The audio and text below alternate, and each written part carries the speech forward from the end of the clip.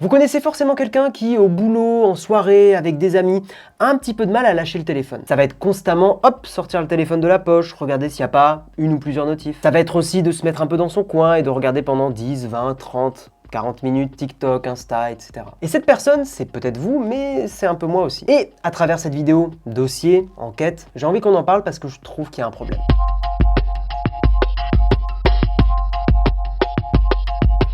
J'ai récemment vu la vidéo de Cyrus North qui s'appelle « Je passe sur Dumb Phone pendant 30 jours ou presque », allez la voir. Et j'ai aussi regardé un récent Popcorn, une émission sur Twitch, où ils parlaient un petit peu justement de l'addiction aux réseaux sociaux, ils partageaient leur temps d'écran, enfin le temps passé sur smartphone. Et tous ces éléments-là, mais surtout la vidéo de Cyrus North, ça m'a donné envie de réagir. Déjà parce que je trouve que la vidéo est assez touchante, c'est un truc que j'aime bien, c'est Cyrus, c'est que bon voilà, il raconte sa vie quoi, donc c'est touchant quand il y a des moments un peu durs et tristes. Mais surtout, je trouve que l'emphase était mise sur les conséquences, mais pas les causes. Autrement dit, on va essayer d'apporter des éléments de réponse sur la question pourquoi, alors qu'on est avec des amis, pourquoi, alors qu'on est en train de regarder un film qu'on aime bien, on va prendre son téléphone et regarder les notifs. Voilà, c'est ça le focus de la vidéo. Tout d'abord, et parce que je pense que c'est nécessaire, je veux vous montrer l'étendue du problème. Déjà, il y a une statistique qui m'a fait halluciner, c'est qu'on passe plus de 2 heures par jour en moyenne sur les réseaux. Ces 2 heures par jour, ça inclut Facebook, Insta, TikTok et Twitter, dans l'ordre du plus utilisé au moins utilisé. J'ai mis d'ailleurs de côté YouTube parce que je le trouve un peu hors compétition, mais si on l'inclut, ça fait 2h30. Et pour information, ce chiffre il est plus élevé d'une demi-heure chez les 16-24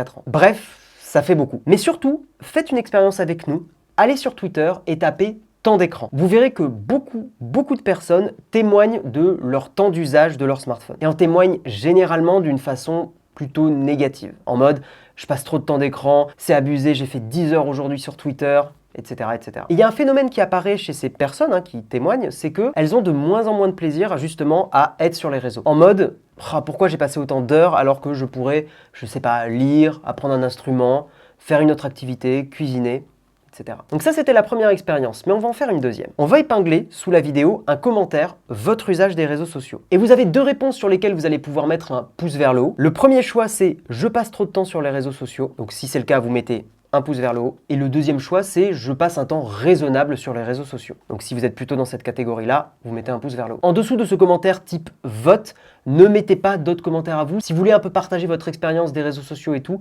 mettez-le plutôt dans un commentaire normal. Alors, on a beaucoup parlé de temps d'écran, mais fondamentalement, c'est peut-être pas vraiment ça le souci. Dans le sens où il y a des contenus qui sont cool sur les réseaux, parce que par exemple sur Instagram, on peut passer du temps à discuter avec ses potes, on peut passer du temps à chercher un peu d'inspiration, des photos de rue, du portrait, etc.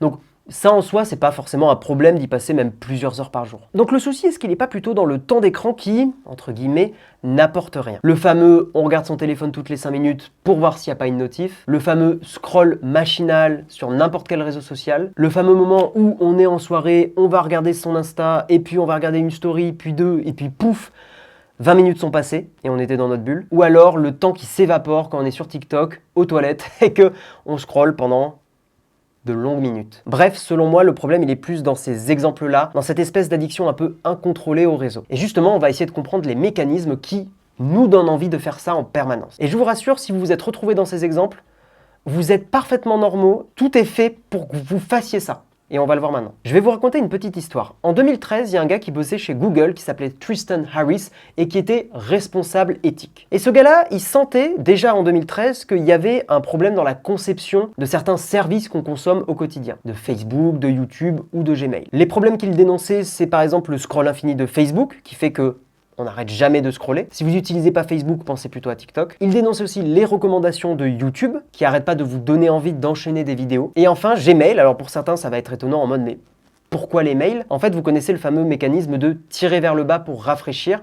Ça aussi, c'est quelque chose qu'il critiquait, parce que ça donne presque envie de regarder si on n'a pas un mail en permanence. Il a fait tourner un PowerPoint, que je vous mets en description, de toute façon, toutes les sources de cette vidéo sont en description, où il expliquait tous ces problèmes-là. C'est un document qui a tourné dans toute la boîte, les gens étaient plutôt d'accord avec ce qu'il dénonçait et pétard mouillé, plus rien. Aujourd'hui, il a quitté Google et il passe son temps à militer justement contre l'addiction aux réseaux sociaux et contre certains mécanismes mis en place. Et justement, parlons de ces mécanismes et parlons des raisons pour lesquelles vous êtes accro. Et sur ça, il y a 2 points à bien distinguer. Il y a les facteurs humains et il y a les facteurs que moi j'appelle les facteurs tunas.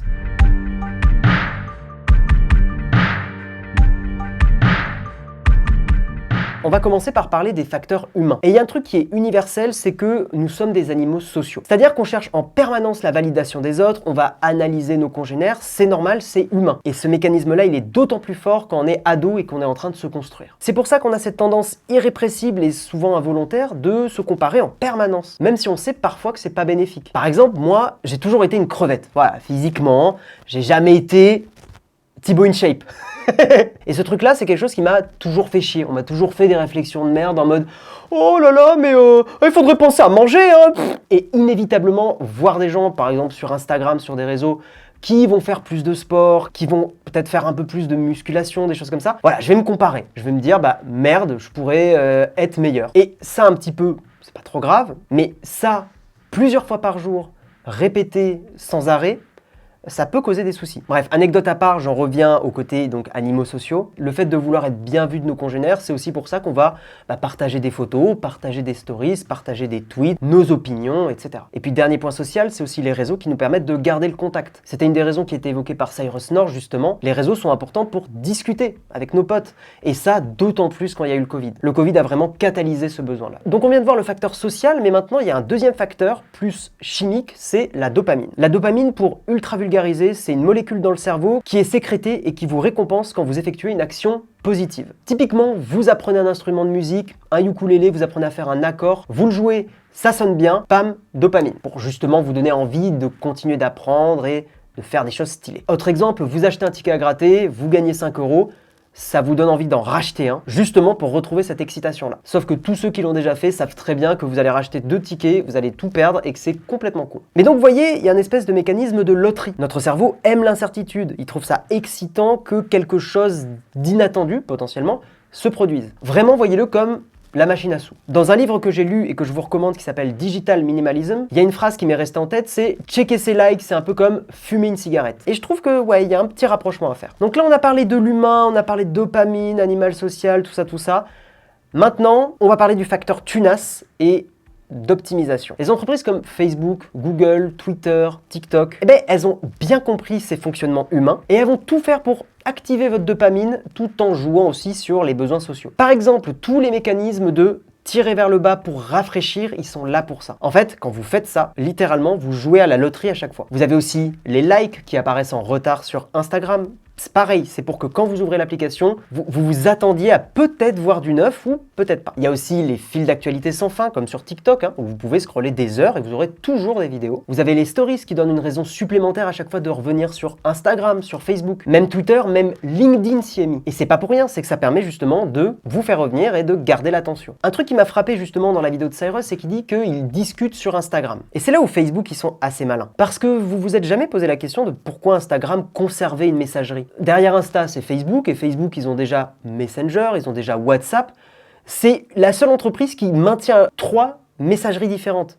Ça n'a aucun sens sur le papier. Mais justement, le but sur Instagram, c'est de vous faire revenir sur l'application avec les notifications et derrière, potentiellement, vous dire tiens, il y a peut-être de nouvelles photos, il y a peut-être des nouvelles stories, dès que vous avez fini de discuter, et paf, vous êtes à nouveau dans la boucle. Je vous recommande, même s'il a quelques défauts, même s'il est un peu sensationnaliste, je vous recommande le documentaire Derrière nos écrans de fumée, où justement beaucoup d'employés témoignent de ces mécanismes mis en place volontairement par les entreprises pour votre attention. Et puis, dernier facteur tunas, ça va vous paraître contradictoire, mais pas vraiment, c'est que tout ça, c'est gratuit. Donc en plus, vous pouvez accéder à ces réseaux sociaux, à la dopamine, à la validation sociale, gratuitement. Quand c'est gratuit, c'est vous le produit, vous connaissez l'adage, et bien là, le produit, en fait, c'est vous et c'est votre attention. Alors une réflexion que je me suis fait en écrivant cette vidéo, c'est que je me suis dit que moi, j'ai connu cette époque-là où au collège, il y avait les portables, mais uniquement avec les SMS. Et je me suis dit, mais à cette époque déjà, pourquoi on n'était pas forcément accro? Et en fait, la réponse, elle est simple, c'est que même si on pouvait passer des heures à répondre à des SMS, en fait, il n'y avait pas de mécanisme d'addiction type swipe pour rafraîchir, type les fils d'actualité sans fin, qui faisait que on voulait tout le temps revenir sur le téléphone. Pour terminer sur cette partie, et parce que, pourquoi pas, je voulais faire le parallèle chocolat. Le parallèle chocolat, c'est que manger quelques carrés de chocolat, c'est vachement bon, mais que si vous commencez à avaler une tablette entière, votre foie il va faire la gueule. Et là les réseaux sociaux, c'est comme si vous aviez du chocolat tout le temps sur vous, qu'il y avait quelqu'un derrière vous qui arrêtait pas de vous dire « Tu veux pas manger ton chocolat là que t'as dans le sac, c'est bon hein, t'as faim un peu, vas-y mange ton chocolat ». Si on avait ça dans nos poches, bon en hiver parce qu'en été ça serait fondu et ça serait dégueulasse, mais si on avait ça dans nos poches tout le temps, en fait on tomberait tous malades en quelques jours.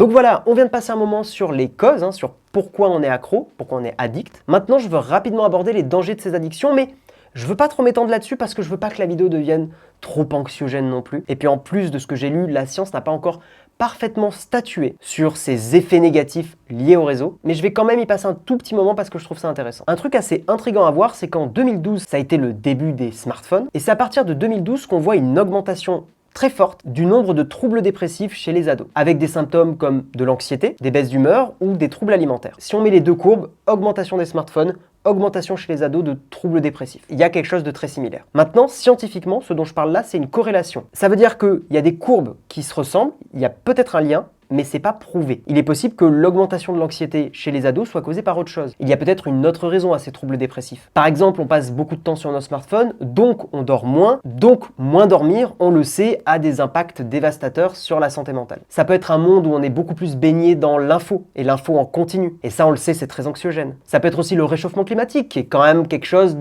voilà, potentiellement stressant. Bref, vous voyez, il peut y avoir plein de raisons qui expliquent l'augmentation de ces troubles. Mais après, voilà, si le parallèle est fait, c'est que il y a quand même des chances qu'il y ait un petit rapprochement à faire. Un autre danger des réseaux sociaux, c'est la polarisation des opinions. Surtout Twitter. C'est toi que je regarde là, Twitter. Par exemple, on a une notif sur Twitter d'un sujet militant qui nous tient à cœur. Une personne vous répond, elle n'est pas du même avis. Et là, vous répondez instantanément, vous dites « Mais comment c'est possible de penser ça? Mais c'est un scandale !» Et en fait, ce flux constant de notifications, le fait d'être tout le temps disponible, fait que c'est très fatigant, fait qu'on ne prend pas le temps de réfléchir aux choses. Et pour moi, il y a aussi un lien avec le fait d'être trop connecté. Et enfin, il y a un dernier danger qui est un peu plus philosophique peut-être, c'est que les réseaux nous empêchent de prendre du temps pour nous-mêmes, de penser calmement, de reposer un peu l'esprit. Parce que, je sais pas si c'est quelque chose que vous vivez aussi, mais je crois que Cyrus en parle aussi dans la vidéo, mais c'est qu'on a tendance avec les réseaux, avec le smartphone en permanence avec nous, à combler les petits moments d'ennui. C'est-à-dire qu'on est en train de patienter, en train de faire la queue pour, je sais pas, manger quelque part. On s'ennuie un peu, paf, tout de suite on va aller sur Reddit, sur Twitter, sur TikTok pour tuer l'ennui. Et on atteint presque, j'ai vraiment parlé aussi dans une vidéo, le côté hocher numérique, tétine numérique, où on est obligé d'avoir ça pour se rassurer, pour pas se laisser envahir par ses pensées. Bref, voilà, je vous l'ai dit, c'est quelque chose d'un peu plus peut-être philosophique, ce que je suis en train de dire, mais c'est vrai qu'il y a une réflexion à avoir là-dessus. Et je voudrais conclure cette partie en vous faisant réfléchir à une phrase. Trop parcourir les réseaux sociaux, c'est être ni seul, ni avec les autres. Je ne sais pas ce que vous pensez de cette phrase, mettez en commentaire votre avis dessus. Rapidement, pour parler de mon expérience, j'ai eu clairement des grosses périodes d'addiction. Et c'est souvent lié à des périodes où je m'ennuyais un peu, où je me remettais trop en question. Et la solution que j'ai aujourd'hui, c'est d'avoir mon téléphone, mais sur lequel j'ai aucun réseau social installé, même pas Reddit. Quand je veux parcourir des réseaux sociaux, c'est sur l'ordinateur, et pour moi, ça va, j'arrive à pas passer trop de temps dessus. Et pour l'instant, cet équilibre me convient. Même si je me rends compte, parce que ça doit faire un mois et demi, un truc comme ça, que j'ai complètement désinstallé tous les réseaux sociaux sur le téléphone, que ça m'arrive régulièrement, par exemple dans le bus, de prendre le téléphone, de regarder si j'ai quelque chose, mais en fait j'ai rien, et donc de le remettre de côté. C'est comme ça que j'essaie de minimiser l'impact des réseaux sur ma vie.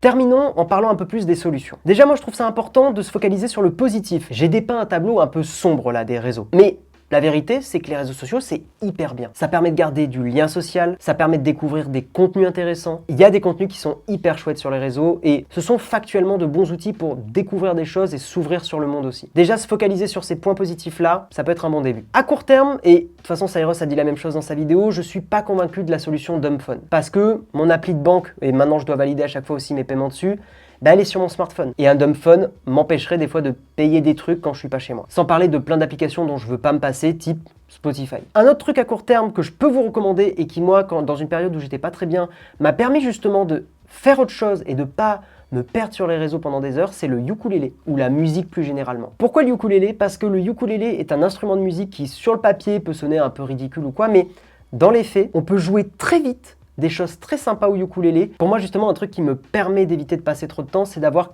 quelque chose à faire, mais quelque chose que je trouve un poil plus enrichissant, typiquement donc la musique, ou alors d'avoir en permanence une liseuse ou un livre avec soi aussi. Et à plus long terme, il y a deux choses que j'entrevois. La première, c'est des lois. Vous attendiez peut-être pas à ce que je parle de ça, mais en fait, il y a des gens qui commencent à parler de ces sujets-là et à se dire, il y a peut-être des abus de la part des entreprises. Par exemple, aux États-Unis, il y a un sénateur qui s'appelle Josh Hawley, je crois que je prononce bien, et qui veut justement faire passer un texte qui vise à lutter contre les mécanismes d'addiction utilisés par ces entreprises pour vous faire revenir sur les réseaux. Comme par exemple le scroll infini ou l'autoplay, le fait que par exemple sur YouTube, les vidéos se lancent toutes seules. Donc il y a des gens qui essayent de légiférer là-dessus. Et à long terme, une deuxième solution que je vous invite à essayer, c'est la solution du livre Digital Minimalism.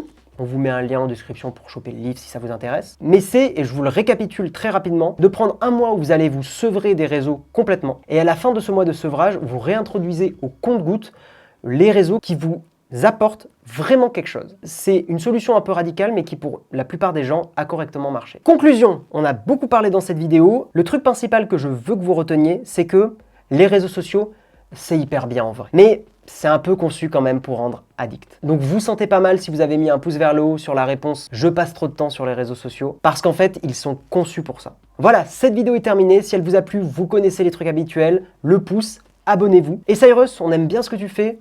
Si tu veux venir faire une petite émission en live Twitch avec nous un jour pour même parler de ce sujet-là, go! On se contacte sur Twitter, je sais pas. Rejoignez-nous sur Twitch, on est très souvent en live et pendant l'été, on va avoir un planning un peu différent d'habitude, mais assez régulier. Et on vous dit à la prochaine. Léo aussi vous dit à la prochaine. À la prochaine. Incroyable. Ciao tout le monde.